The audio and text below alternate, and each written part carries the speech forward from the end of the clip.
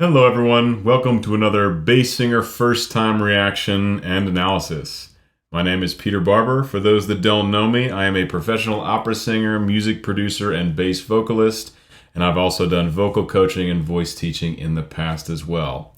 What we do at this channel is I provide a reaction, like a standard reaction, but I also give a lot of musical analysis, musical insight as to what the singers are doing vocally, vocal technique, as far as the arrangement, how the piece is actually put together musically. Occasionally I'll comment on the costumes or the video editing if I feel inclined, but I will be stopping a lot. So if you want to watch the video straight through, there's a link in the description below. Go check that out, then come back if you want to learn a lot more about what's going on musically. So guys, please like this video. Please subscribe to my channel.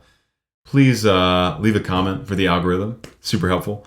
And if you're getting a lot of insight, if I'm advancing, if I'm enhancing your listening and musical experience in any way, consider donating to my Patreon for as little as $1 a month, with crazy awesome benefits going up and up and up the tiers. But guys, today this is Home Free. Listen to the music, originally by the Doobie Brothers, one of my favorite songs of all time. A great feel-good song, an absolute classic. It's timeless. And Home Free has just done their version of it that I'm very excited to listen to. It came out 4 days ago, and a lot of people have been recommending I check it out, so I'm going to do just that. I'm going to heed the suggestions of my lovely audience and Patreon family, and we're going to break down what Home Free is doing in their version of Listen to the Music by the Doobie Brothers. Let's go.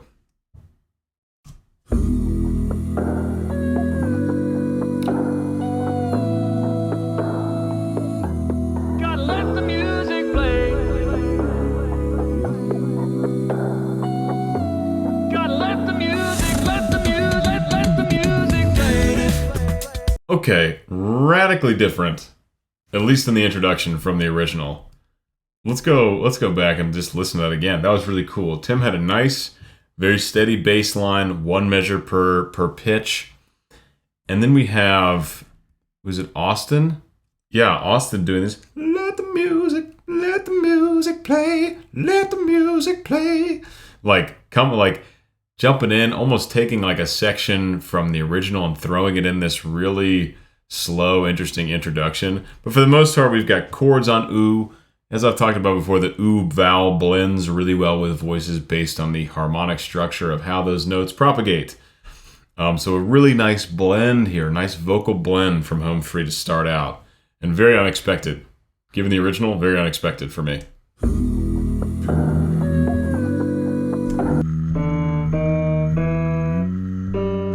I'm just going to follow Tim's bass line.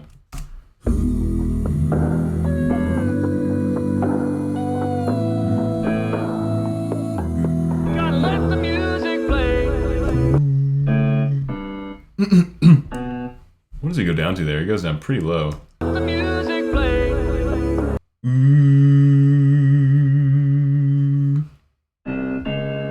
Down to a C sharp 2, I guess. The music play. It sounds like something lower is happening, though. Gotta let the music play. It sounds like there's this, like a C-sharp 1 subharmonic, but I've never known Tim to do subharmonics, and it does not sound like a chest fry, which is what Tim's best, most proficient extended technique is. But I definitely hear a C-sharp 1 in there. Maybe it's created from the other harmonies stacked. If you stack two pitches together, they can create undertones. So it might be what we're hearing there. Music play. Gotta let the music, let the so some really high head voice here.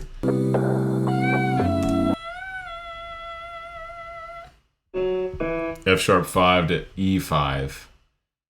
All right, let's get on with it. Gotta let the music, let the music play. All right, there we go. Don't you feel it growing day by day? The people are getting ready for the news. Some are happy, some are sad. Oh, we gotta let the music play. This is cool. Okay, so it's definitely not exactly like the original.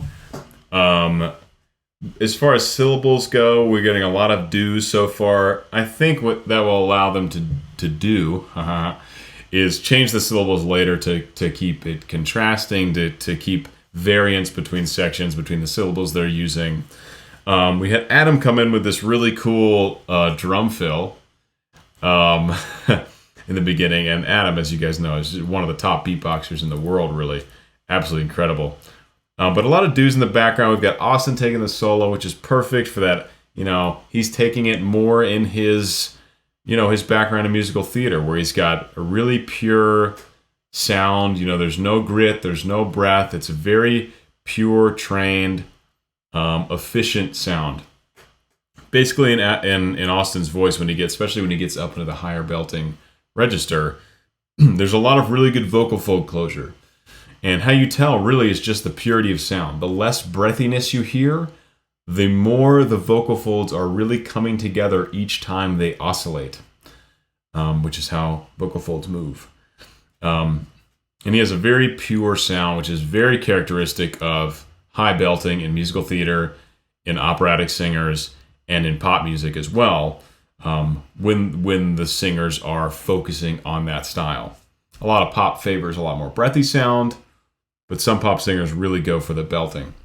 So this is a great solo for Austin. It's right in his wheelhouse as far as comfort. And we've got Tim on the bass line. Tim always sounds good on the bass line. Getting ready for the news. Some are happy, some are sad. Oh, we gotta let the music play. All right, so we've got Adam beatboxing. Obviously, it's put through a filter. It sounds like they just chopped a lot of the frequencies. I think they chopped both high and low frequencies. So what you're hearing from Adam's beatboxing is just like probably a few hundred hertz right in the middle of the sound frequency spectrum. So like, let's see, from your view, over here would be the low notes, the high notes, like low hertz, high hertz. They've just chopped out a portion of it for that beatboxing, and it gives it a really cool effect. Some are sad. Oh, we gotta let the music play. And then that I can't do that sound effect, but it's a sound effect usually you only hear in like beatboxing championships. It's not a sound effect used often outside of used in the acapella world. Aside from Adam, he throws it in a lot of his songs, kind of no matter the genre. It's that weird kind of like clicky, I don't even know really how to describe it exactly.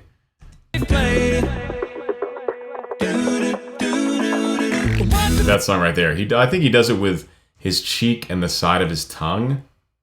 Like I said, I can't do the sound, but it's really interesting and it's cool to throw, I don't know, kind of otherworldly stuff into a classic like this. No one was beatboxing really back when this song came out. If it was very rudimentary. Beatboxing has really come a long way in the last 20 years or so to where people are doing some of the craziest sound effects with their mouths that you can even believe. Adam's one of those people. So it's cool that he throws in, true beatboxing effects to his vocal percussion. What do people need?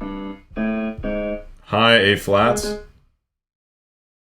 What do people need? Obviously, that's still in relatively easy. I mean, it's high, but Austin's got that. He's got that range in spades, and it just sounds effortless when he does it. To make 'em smile. It ain't so hard to do if you know how. Gotta get a message, get it on through. Oh, now mama's gone to have the wild. Yeah, he sounds so good on this solo. Like, just like lines of high E flats and full chest voice. It is hard to make that sound good, and it's hard to make that sound easy. I mean, you've got to be really comfy up in that high part of the chest range, and Austin is just spot on.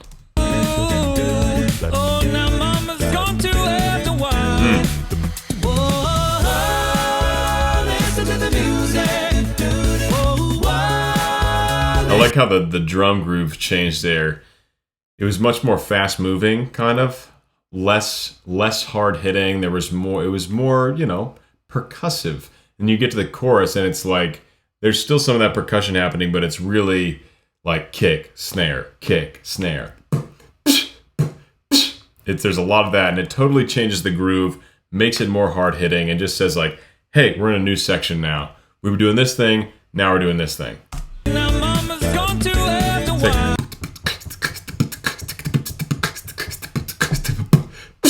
And then he goes like right into that kick snare, and it's like a pretty dramatic contrast.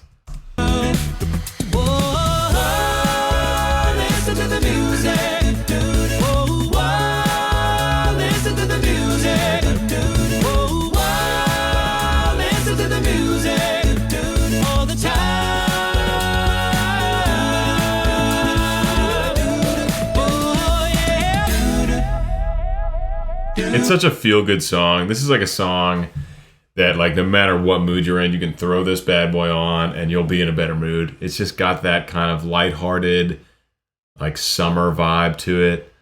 It's a great time for them to release this song because, hey, we're right in the middle of summer. And you can, like, go outside, crack open a cold beer, put this on, and it's, like, perfect vibes.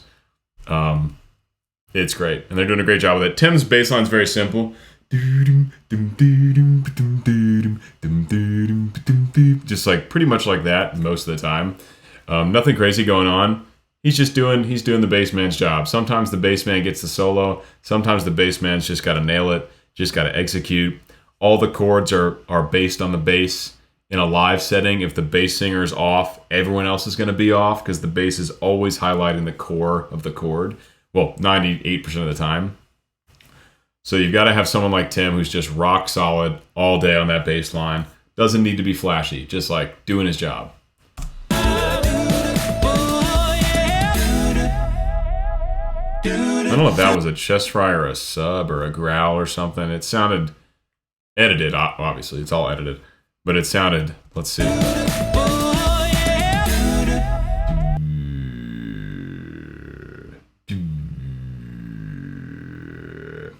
don't know, something like it could have been Tim just sliding down on a chest fry, and then they ran it through some EQ and other kinds of editing. Cool effect though. Either way, maybe it was Adam doing a beatboxing like throat effect, like a throat bass sliding down or a growl.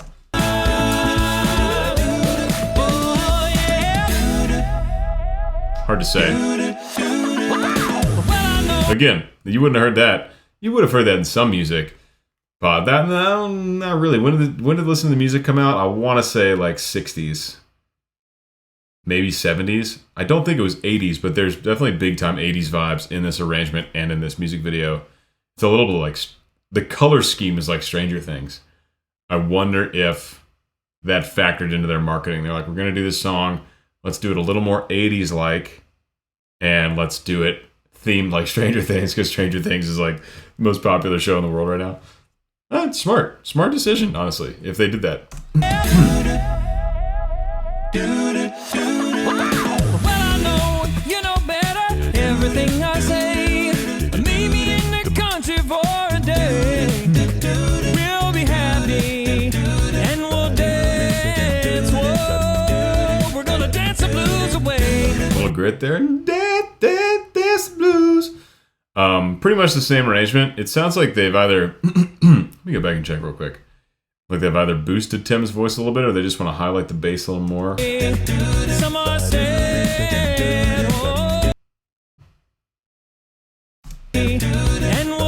it's the same. We're gonna dance the blues away. And if I'm Adam's doing a lot of these little funny beatboxing effects that you wouldn't expect to hear in a song like this. That's a timeless classic. It's a shout out to, music of the past. The production side of things is much more simple. The arrangement side of things is generally pretty simple. The text was probably more complicated then, more deep about the poetry in some of these songs. But overall, the arrangement is staying pretty similar here in the second verse. And if I'm feeling good to you and you're feeling good to me, there ain't nothing we can do or say. Feeling good,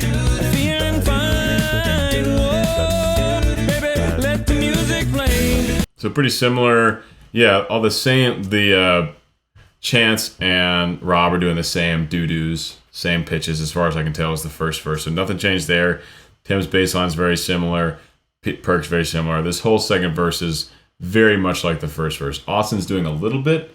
He's taking a little bit more freedom on some of the melodic parts. Like right there at the end, he finished that. Certainly different than how the original finished it. And fine, whoa, baby, let the music play.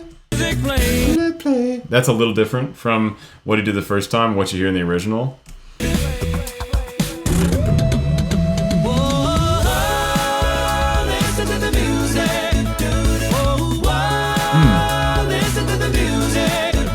They've got a cool echoing effect on. There's like it's panning between the ears. You might not hear this in my video because mine records in mono, but go check out this original one. You can hear this cool kind of echo chorusing effect happening on some kind of like ba ba ba vowel. And I don't think it was in the first chorus. And what it does is just, if there's any kind of empty space between what these other voices are doing, that echo effect will fill it in. It just gives it a little bit more action, a little bit more sound. Hits a little bit harder than the first chorus.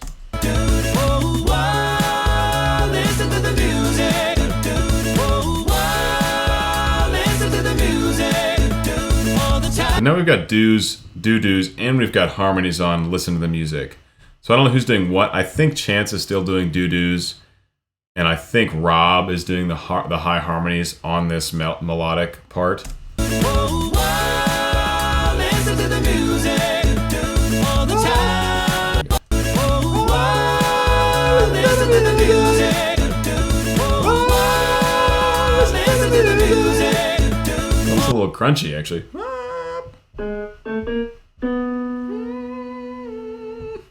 All the time.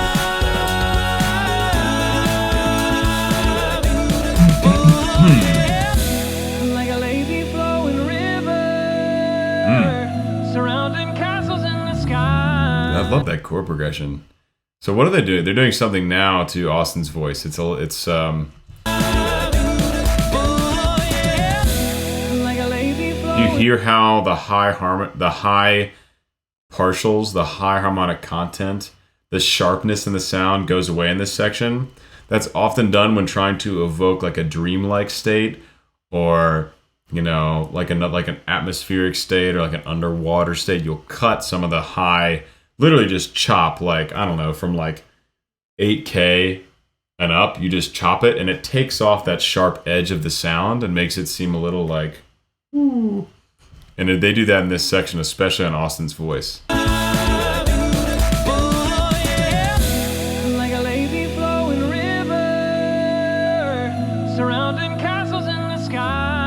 Yeah. And the crowd is growing bigger, listening for the happy sounds. I got to let them flow. And then it comes back. You hear that? So they clearly chopped off part of that. Also, I keep checking my Fitbit. You guys know I like to keep my videos under half an hour. It seems to be the sweet spot. So I'm checking the Fitbit. But you can hear, just like if you just close your eyes, especially with nice studio headphones, it'll be tougher to hear probably with like AirPods or something that's very bass focused.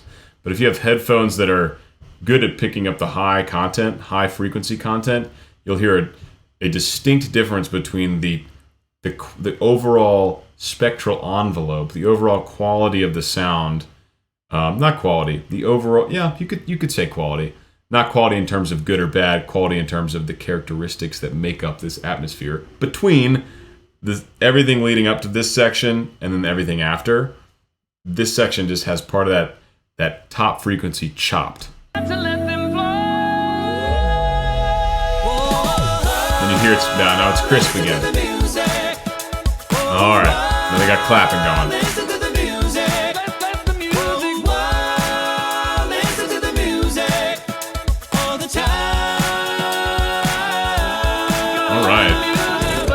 That's everyone's singing the lyrics. So now it wasn't, Tim's not doing the bass line, singing the lyrics, everyone's clapping. Again, feel good. This is feel good music.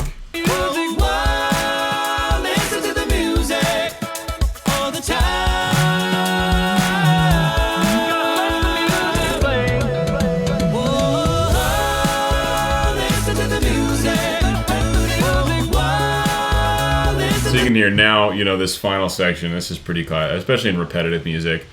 You kind of have to keep adding elements or it's going to get really stale. So now they've got the clapping, they've got that echoey bop, bop, bop. They've got Austin jumping in, like in between his solo lines with more more ad-lib sounding solo lines. Just like everything is happening all at once. So it's like it's a bunch of parts, it's all in your face, and it makes it exciting. You got Adam doing the DJ scratches.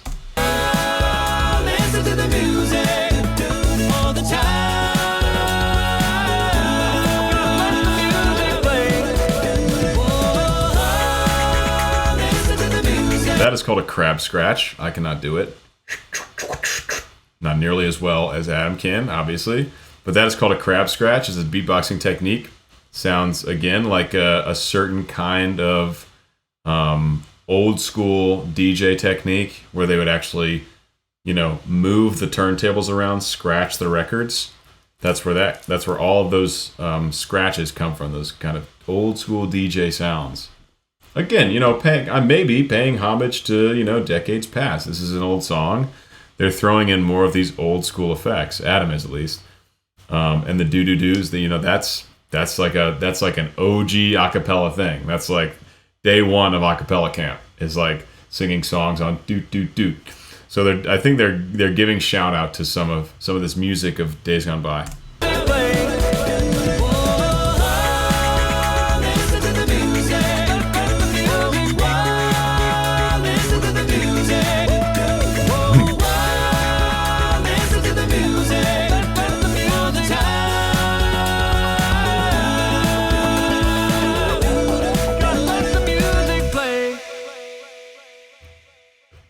Hear those echoes?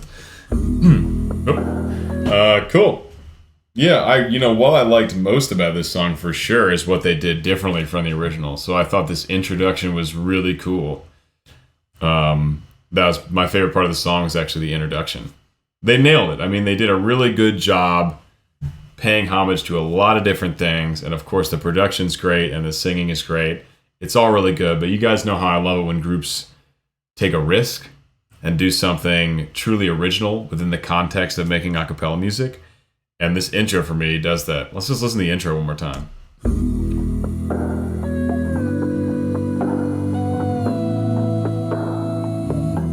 Gotta let the music play. Like, this could be any song at this point. Without Austin's little let the music play, he just chimed in there.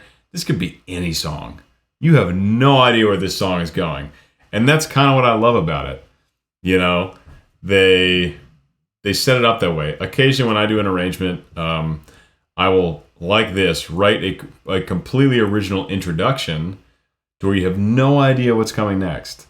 Actually, the song that I am arranging and producing for the Bass Gang, which is coming out, it might be pretty darn similar to when this video comes out, actually.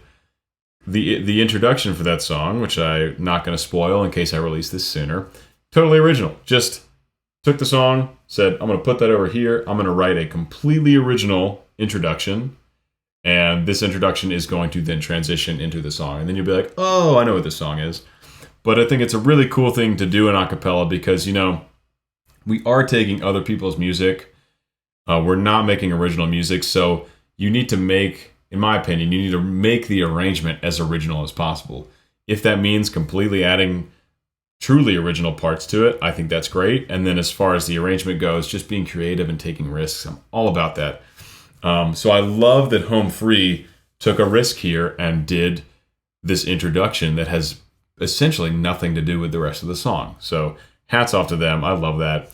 Guys, I hope you enjoyed this. Oh, I said we were going to listen to it, didn't I? No, we already did. We already listened to it. Part of it, anyway. I hope you enjoyed this breakdown. I hope you enjoyed me revisiting Home Free. It hasn't been too long, right? Didn't I do something by them? I did. I just did Man of Constant Sorrow a couple weeks ago. Anyway, guys, hope you enjoyed this. Please like, please subscribe, please comment.